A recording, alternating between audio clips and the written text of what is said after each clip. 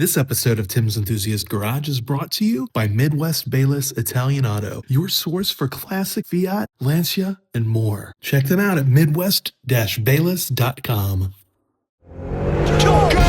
It's Tim's Enthusiast Garage, Season 6, where I drive cars from my collection, cars from my friends' collections, and help you find the car of your dreams.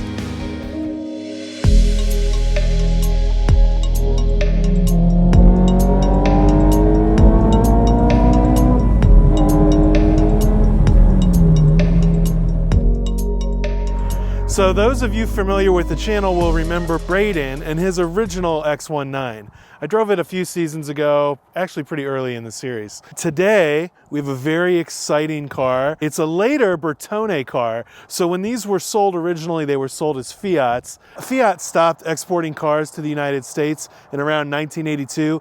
After that, these were still sold for several years as Bertones. Most of them, perhaps all of them, had this two-tone design. And this is an original car, original pinstripe, original color combo, but it has a secret. That secret is that it is red top JDM 2-liter K20 swapped, and that is good times. So that means 240 horsepower, 6-speed transmission.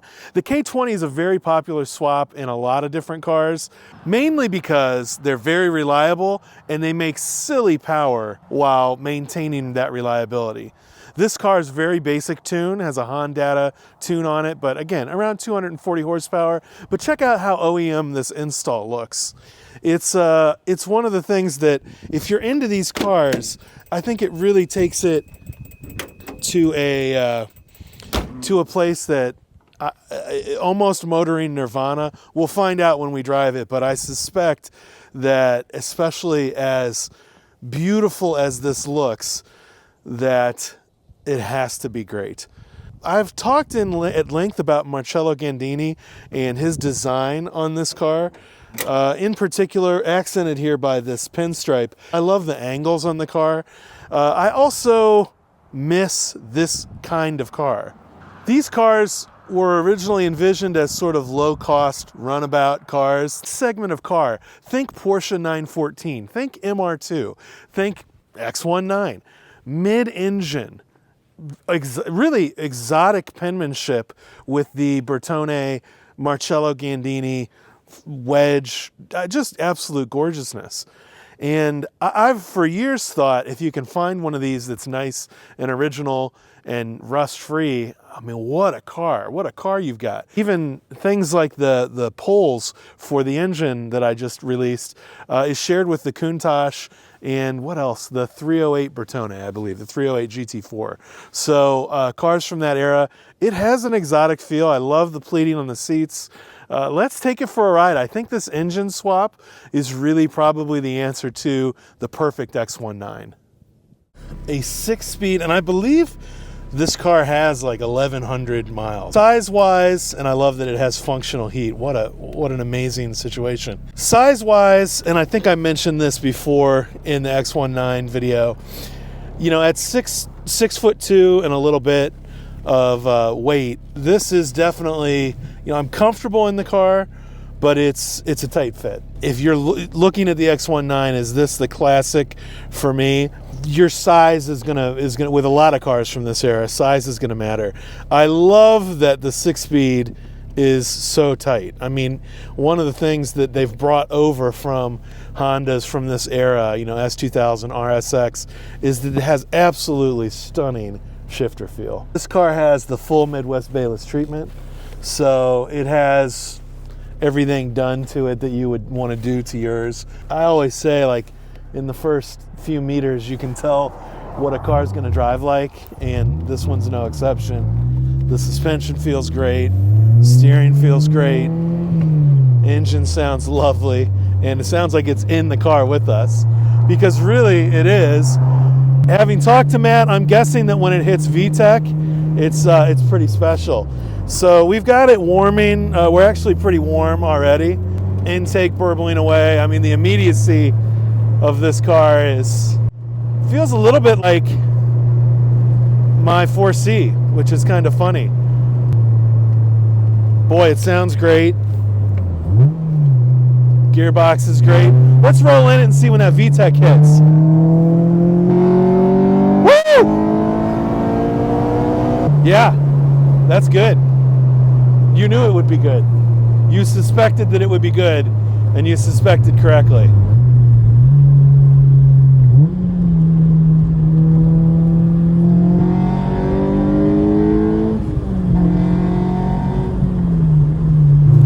Anytime you get something that's this light and this, I mean, the steering feels incredible.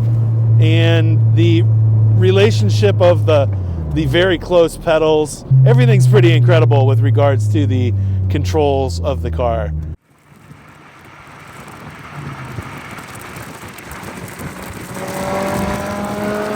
It's tough with this with so low miles and such a clean spec. I mean, it almost feels like a new car, and that is definitely not something I've ever been able to say about an X1, really any Fiat from this era. This car does feel exceptional. One other thing I have to say is, you know, it's ambient temperature, like 33 degrees Fahrenheit today. I love that the heat works in this car. It makes having the target top off a no-brainer. I also love that you can stow this target top in the front of the car and it doesn't take any space up inside. It's a great car.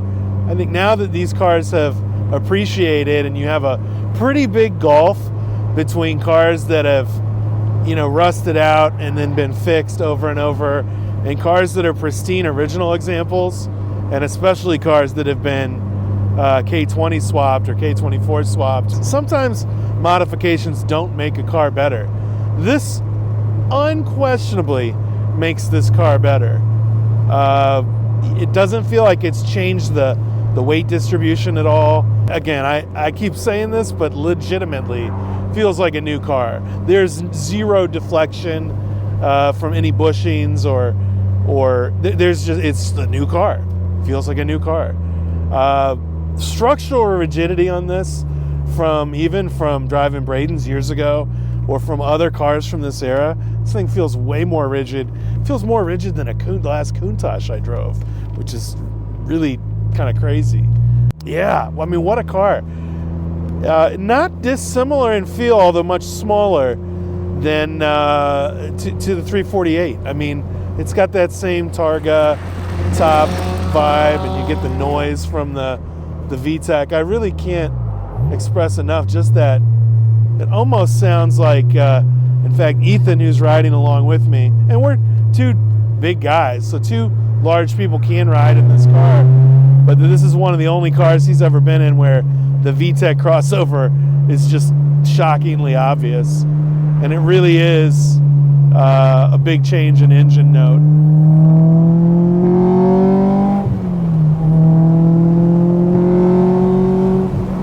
It's just a joy to drive, and it really, really handles its speed well.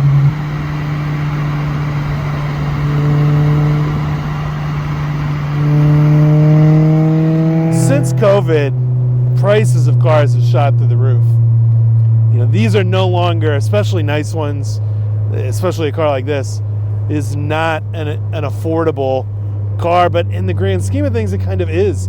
Because now that everything performance-oriented has gotten so expensive, you know, a car like this, I think this car is actually recently sold in the $60,000 range, which 5 years ago would have been absolutely insane. But I think there's a big gulf between, you know, sort of beater X19s and truly original unmolested cars. You know, this one having the engine swap, I think adds to the cachet. I think sometimes mods actually really hurt a car, but in this case, I think it's amazing. With the 6-speed too, you really get, you know, this other cruising gear. I mean, what are we at? 50 miles an hour. We're 1600 RPMs.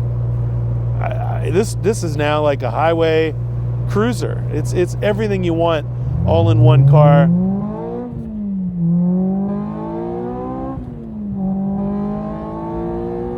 One other thing I can say about this car is that It feels unbelievably tight. I've recently driven some other cars from this era, including a Fiat 124, and I cannot believe how tight this car feels.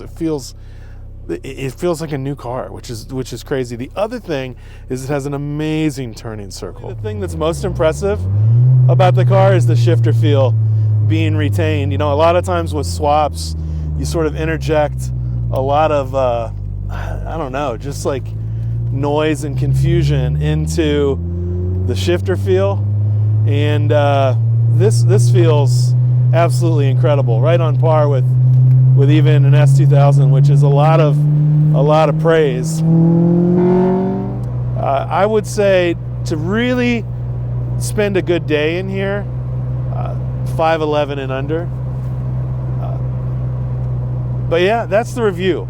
Unbelievable car, feels new, case swap everything. Actually, it talked about case swap in my S4 Resurrection project, and this makes me think, man, now this with a turbo, these make 500-ish horsepower with a turbo on it. Man, this would be absolutely insane. But as it is, 240-ish horse in this little tiny car pushing no weight, absolutely incredible. Absolutely incredible.